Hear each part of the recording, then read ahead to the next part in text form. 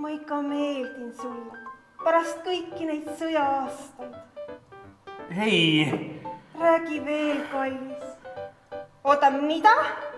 Ma ei saa, see pole usutav. See on moodne ülikond. Aga sina oled kindral. No kindral peabki esinduslik olema. No jah, aga mundris. No ma ei saa nüüd aru. Signe ütles, et see on hea. Keda ma siin nüüd kuulma pean? See on selle etenduse tähtsaim osa. Seal sa saad selle traagika kätte. Sa näed, et maailmas on peale sõja veel ka ilu. Peale selle koleduse näed sa ilu ka natukene. Tiina, see on suure sõja aeg. Me ei pane uhkeid riideid. Ei pane? Ei, see, mis Signe sulle kostüümilaasta andis, need on väga head. Aga sukad? Ei mingeid sukkasid. Sa oled vaene hoolitsev ema. Ma ei saa kunagi olla tahan kogu aeg mingi teenija või vanaema. Draamat on kodus ka. Meie küla tahab ikka janti. No jah, aga festivalidel ei ole see jant populaarne ja pealegi aeg on edasi läinud. Aga kellel me siis teeme? Mingile žüriile või oma külale? Kes homseks esika pani?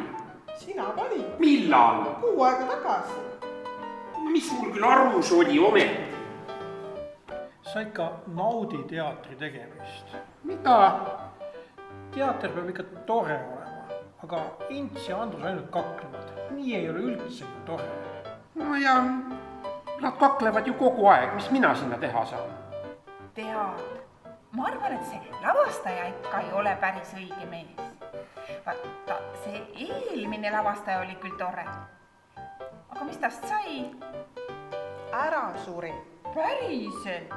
Jah, selliste töötingimuste juures ei ole ka ime. Kuidas ta küll võis? Aga see uus? Nolk!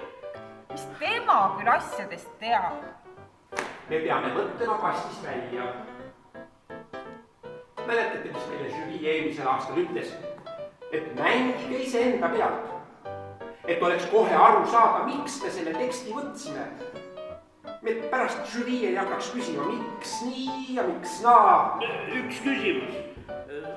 Miks me valisime? No sellepärast, et me oskame ise ka kujundikud teha. Just nagu need eelmise aasta võitjad.